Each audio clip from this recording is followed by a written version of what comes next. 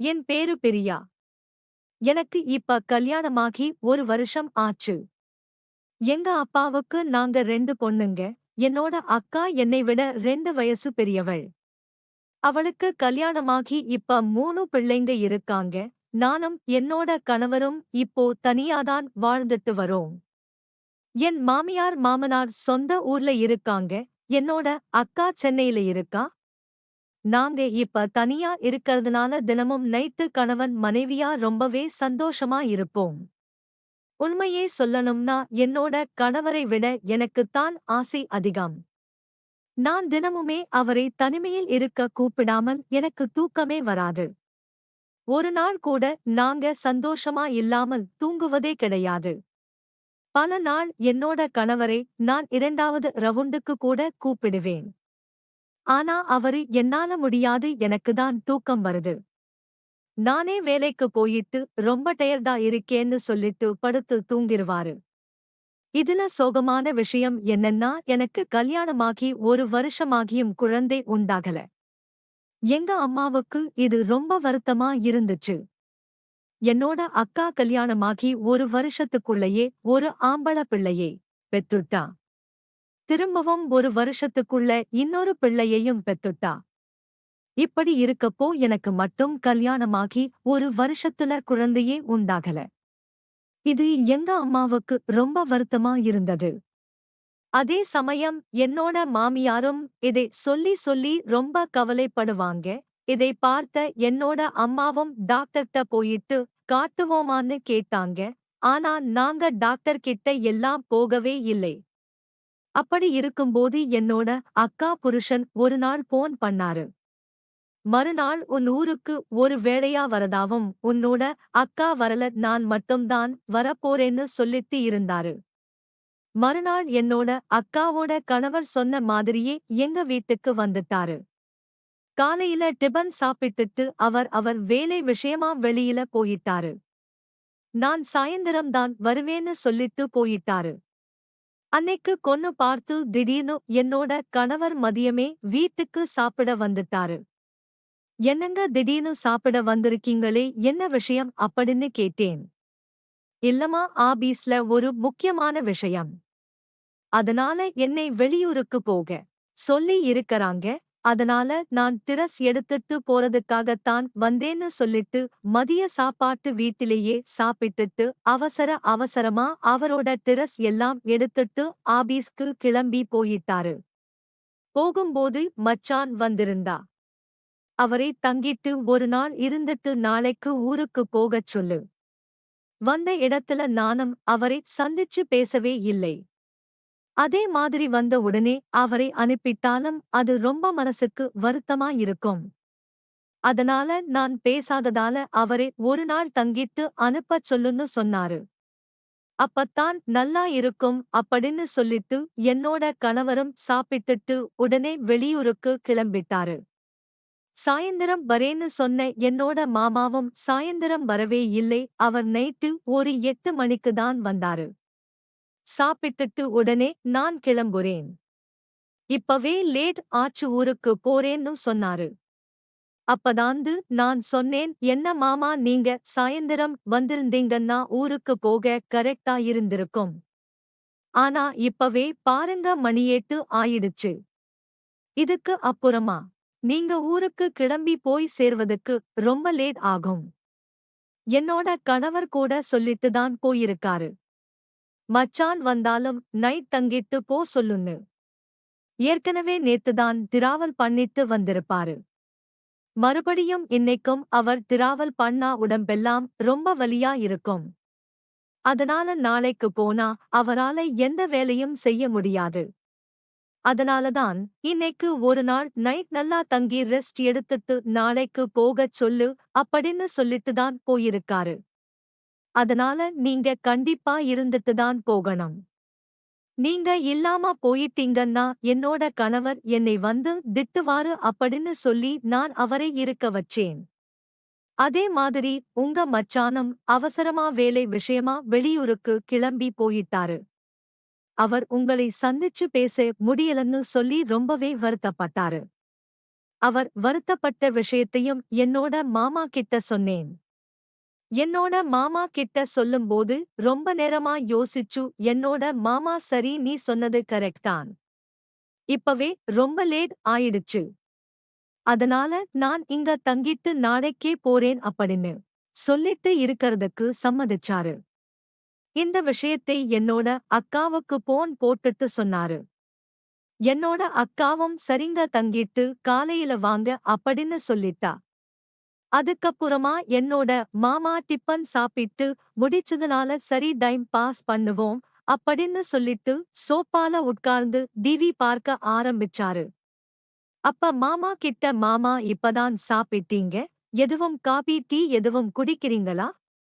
வேணுமா போட்டு தரும்போது தரவான்னு கேட்டேன்.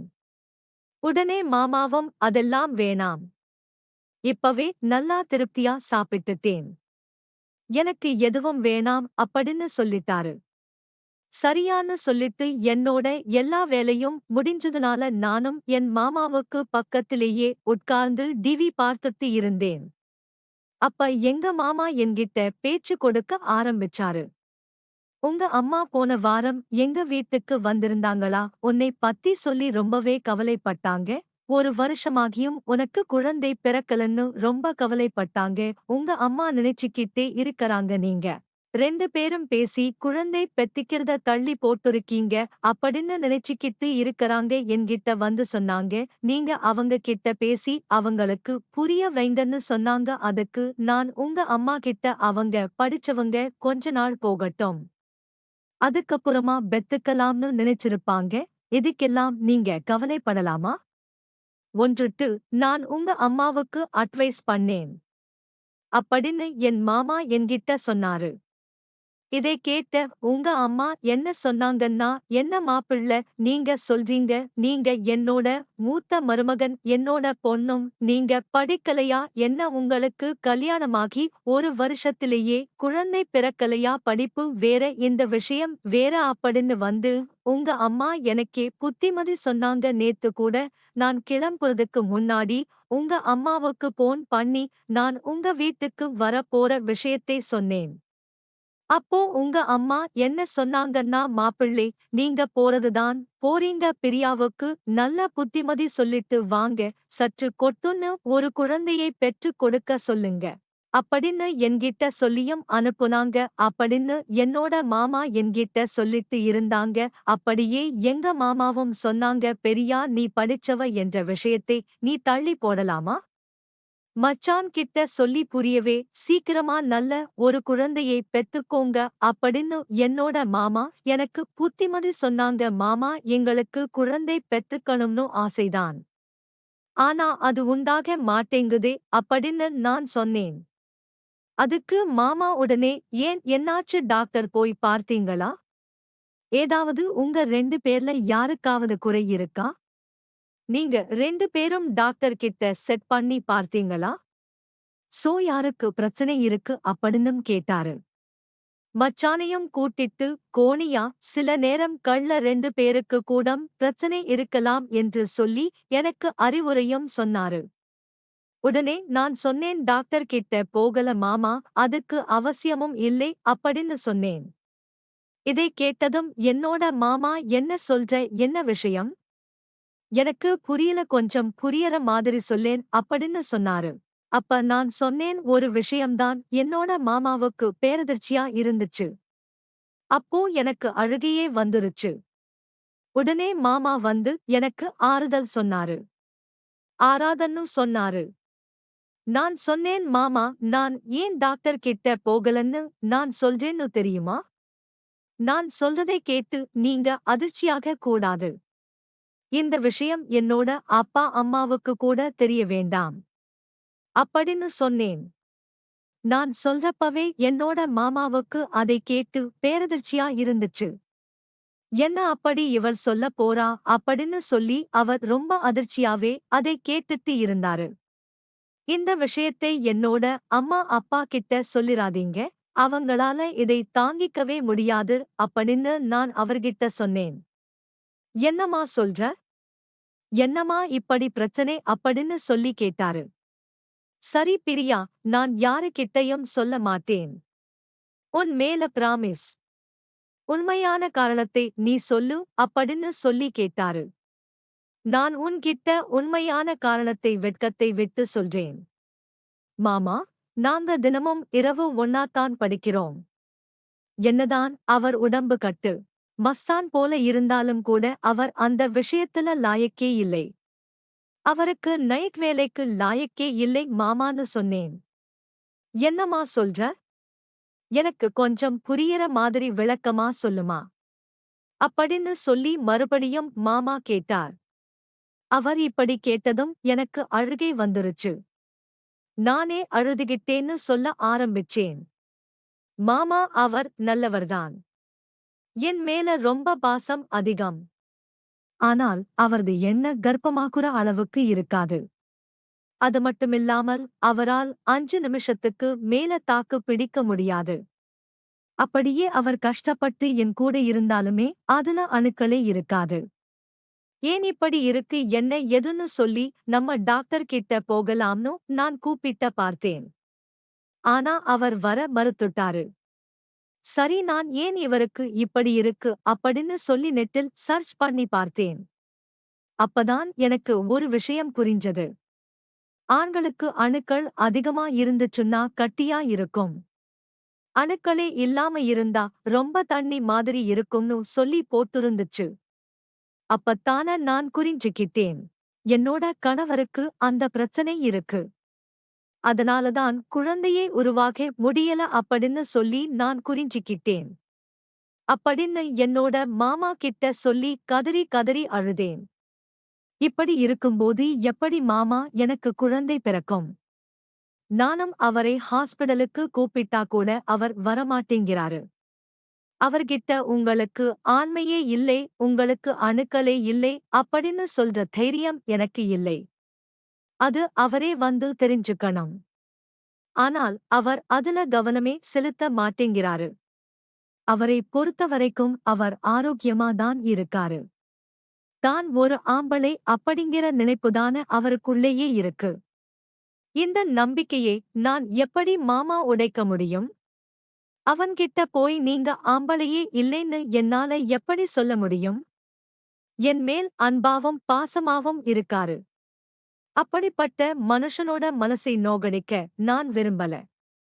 மாமா அப்படின்னு சொல்லிட்டு அழுதுகிட்டே இருந்தேன்.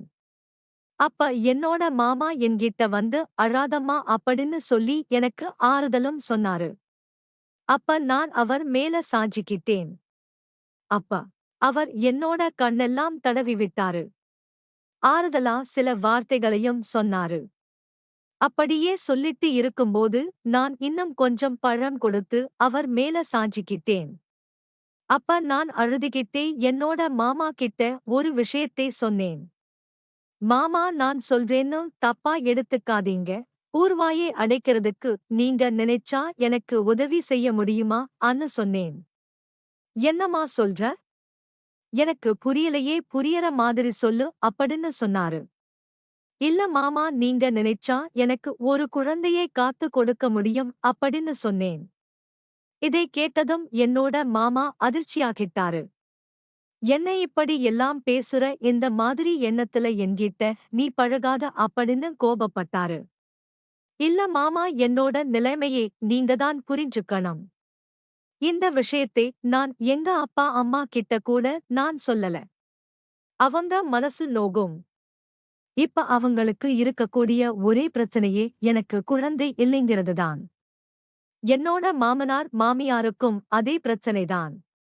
எனக்கு குழந்தை இல்லைன்னு என்னோட கணவரை ஹாஸ்பிடலுக்கு கூப்பிட்டா கூட அவர் வரவும் மாட்டேங்கிறாரு. அவரை பொறுத்தவரைக்கும் அவர் ஒரு ஆண்மகன் அப்படிங்கிற நினைப்புதான் அவன்கிட்ட எப்பவுமே இருக்கு. இப்படி இருக்கும்போது எல்லா இடத்திலேயும் இந்த பிரச்சனையை சமாளிக்கிறது நான் மட்டும்தான். நான் ஏன் இவ்வளவு கஷ்டப்படணும்?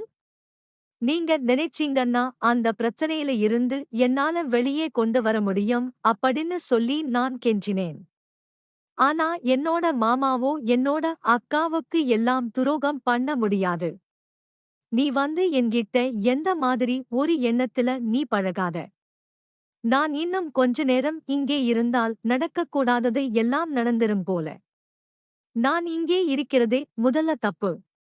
நான் இப்ப உடனே கிளம்புறேன் அப்படின்னு சொல்லிட்டு என்னோட மாமா வீட்டை விட்டு கிளம்புறதற்கு உடனே பெட்டி பிடிக்க எல்லாம் எடுத்துக்கிட்டு கிளம்ப முயற்சி பண்ணாரு. அப்ப நான் என்னோட மாமாவை எவ்வளவோ தடுத்து பார்த்தேன். அப்ப அவர் முடியாது, நான் கிளம்புகிறேன். நான் இன்னும் கொஞ்ச நேரம் இங்கே இருந்தேன்னா நடக்கக்கூடாத தப்பு எல்லாம் நடந்துரும் அப்படின்னு சொல்லிட்டு அவர் உடனே கிளம்பினார். ஆனா இந்த வாய்ப்பை நான் மிஸ் பண்ண விரும்பல. நான் இன்னைக்கு எப்படியாவது மாமாவோடு இருந்து கர்ப்பமாயிடணும் அப்படின்னு சொல்லி முடிவு பண்ணேன். அப்ப என்னோட மாமா வீட்டை விட்டு கிளம்பும்போது நான் ஓடிப்போய் அவரை கட்டி பிடிச்சுக்கிட்டேன். கட்டிப்பிடிச்சதுமே மாமா விடு என்ன விடுன்னு சொன்னாரு. ஆனால் நான் அவரை ரொம்ப இறுக்கமா பிடிச்சுக்கிட்டேன். ஒரு கட்டத்துல மாமா வல முடியல. அதுக்கப்புறமா அவர் என்னோட கட்டுப்பாட்டுக்குள்ள வந்துட்டாரு.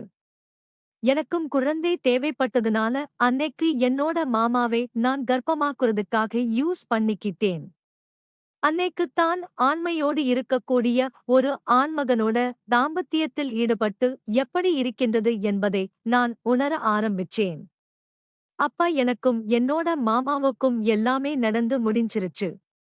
கொஞ்ச நேரம் நாங்க 2 பேரும் ரெஸ்ட் எடுத்தோம்.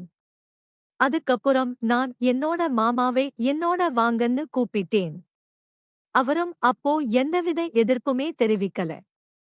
அன்னைக்கு மறுபடியும் 2வது முறையா அன்னைக்கும் இரவு நானும் மாமாவும் பொன்னாவும். அப்ப என்னோட மாமா கேட்டாரு, நமக்குள்ள எல்லாமே நடந்துருச்சு. இப்ப நீ கர்ப்பமாயிட்டா உன்னோட கணவருக்கு சந்தேகம் வராதா அப்படின்னு கேட்டாரு. இல்ல மாமா, சந்தேகம் எல்லாம் வராது. நானும் என்னோட கணவரும் தினமும் சந்தோஷமாதான் இருப்போம். அதனாலதான் நான் கர்ப்பமாயிட்டேனா அவரோட குழந்தை இது அவரால்தான் கர்ப்பமாயிட்டேன் அப்படின்னா அவருக்கு நிச்சயமா சந்தேகம் வராது. அவரை பொறுத்தவரைக்கும் அவர் ஒரு ஆண்மகனாதான் இருக்கிறார் என்கிற நினைப்பு அவருக்குள்ள வந்து எப்பவுமே இருக்கு. அதனால டவுட் எதுவுமே வராது அப்படின்னு நான் சொன்னேன். உடனே என்னோட மாமாவும் சரி அப்படின்னு சொல்லிட்டு நாங்க 2 பேரும் தூங்கிட்டோம். அதுக்கப்புறம் என்னோட மாமா ஊருக்கு போக கிளம்பிட்டாரு. நானும் சரி மாமாவுக்கு தேவையான சாப்பாடு எல்லாம் சமைச்சிட்டு இருந்தேன். அப்ப கிளம்புறதுக்கு முன்னாடி என்னோட மாமா நம்ம இன்னொரு தடவை பண்ணலாமான்னு கேட்டாரு. எனக்கும் அது ஆசைதான். சரின்னு சொல்லிட்டு அன்னைக்கு என்னோட மாமா கிளம்புறதுக்கு முன்னாடி கூட நானும் அவரும் ஒண்ணா இருந்தோம். அதுக்கப்புறம் என்னோட மாமா ஊருக்கு கிளம்பி போயிட்டாரு. என்னோட மாமா கிளம்பி போன கொஞ்ச நேரத்திலேயே என்னோட கணவர் வீட்டுக்கு வந்தாரு. மச்சான், அதுக்குள்ள கிளம்பி போயிட்டாரா? ஆமாங்க, அதுக்குள்ளேயே கிளம்பி போயிட்டாரு அப்படின்னு சொன்னேன். அவரும் சரி அப்படின்னு சொல்லிட்டு வீட்டுல இருந்தாரு. அவர் வெளியூருக்கு போயிட்டு வந்ததால அன்னைக்கு ஆபீஸ்க்கு அவர் போகல. ஆபீஸ்ல அவருக்கு ஒரு நாள் நீங்க ரெஸ்ட் எடுத்துட்டு வாங்க அவங்களுக்குன்னு சொல்லி லீவ் கொடுத்துட்டாங்க. அதனால அன்னைக்கு என்னோட கணவர் வீட்டில்தான் இருந்தாரு.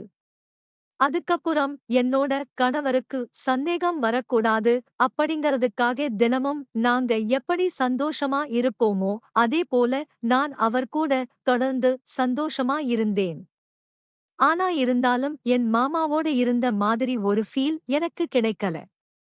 மறுபடியும் என்னோட மாமாவோட இருக்கணும் போலன்னு எனக்கு தோணுச்சு. மறுநாள் என்னோட மாமாவுக்கு போன் பண்ணி